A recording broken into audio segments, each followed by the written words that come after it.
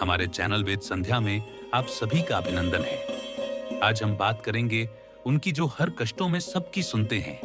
परिस्थिति कैसी भी विपरीत हो, जरूरत है बस सच्चे दिल से उन्हें पुकारने की।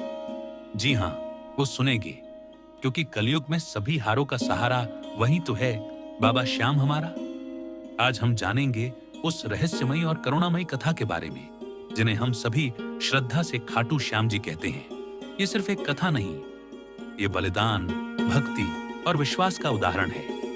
ये कथा शुरू होती है महाभारत काल से, पांडवों के महाबली पुत्र भीम के पुत्र घटोत्कच से, जिनके यहाँ जन्म हुआ एक अत्यंत पराक्रमी बालक का, जिसका नाम था बर्बरीक। बर्बरीक बचपन से ही शिव और माता दुर्गा के भक्त थे। उन्होंने घोर तपस्या करके भगवान शिव को प्रसन्न किया। तब भगवान शिव ने बर्बरीक को 3 अद्भुत बाण और एक विशेष धनुष दिया। इन 3 बाणों में इतनी शक्ति थी कि एक बाण से वे शत्रुओं को चिन्हित कर सकते थे, दूसरा सभी को मार सकता था और तीसरा वापस लौट आता था। उनकी मां अहिलावती ने उनसे वचन लिया था कि वे हमेशा कमजोर पक्ष की ओर से युद्ध करेंगे। इसी कारण से बर्बरीक ने कौरवों के पक्ष से युद्ध करने का मन बनाया था। श्री कृष्ण को ध्यान था, अगर बर्बरीक ने कौरवों का साथ दिया तो पांडव कमजोर पड़ जाएंगे और महाभारत का युद्ध सालों तक चलता रहेगा।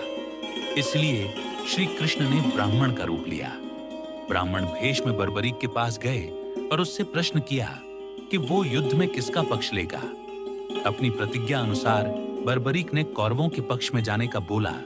तब श्री कृष्ण ने बर्बरीक परीक्षा हेतु अपने बाणों की शक्ति से एक पीपल के पेड़ के सभी पत्तों को भेदने को बोला, परंतु कृष्ण ने चुपके से एक पत्ता अपने पैर के नीचे दबा लिया था।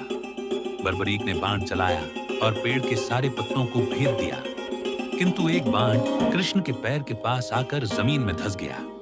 जब कृष्ण ने पैर हटाया तो देखा उनके पैर के नीचे दबे पत्ते में भी छिद्र था। कृष्ण समझ गए, यदि ये युद्ध करता है तो पांडवों के हारने की संभावना बढ़ जाएगी। तब श्री कृष्ण ने बर्बरीक से उसका शीश दान में मांग लिया। बर्बरीक समझ गया था कि ये ब्राह्मण कोई साधारण नहीं, अपितु स्वयं भगवान है, इसलिए उसने खुशी से अपना सिर काट दिया। पर कृष्ण का असली स्वरूप देखने और युद्ध देखने की इच्छा व्यक्त की। श्री कृष्ण ने अपना विराट स्वरूप दिखाया और उसके सिर को एक पहाड़ी पर रख दिया, जहां से उसने युद्ध को देखा।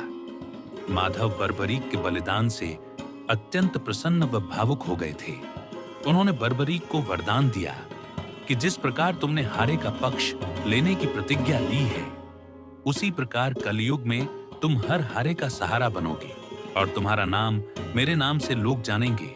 तुम ही कलयुग के श्याम होगे। जो कोई भी अपने जीवन से निराश हो जाएगा या संकट से मृत्यु तुल्य हो जाएगा और वो सच्ची भक्ति से तुम्हारे पास आएगा, तब उसकी सारी विपत्तियां समाप्त हो जाएंगी, उसका उद्धार होगा। मान्यता है कि सीकर के खाटू ग्राम के राजा को स्वप्न में यह निर्देश मिला कि उस स्थान पर एक शीश है, उसे निकालकर मंदिर बनवा दे। 1027 ईस्वी में राजा रूप सिंह चौहान और पत्नी नर्मदा कंवर ने मूल मंदिर का निर्माण कराया था। तब से वो मंदिर खाटू श्याम के नाम से प्रसिद्ध हो गया।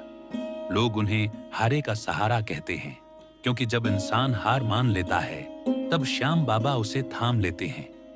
हर वर्ष फाल्गुन मास में खाटू में एक भव्य मेला लगता है।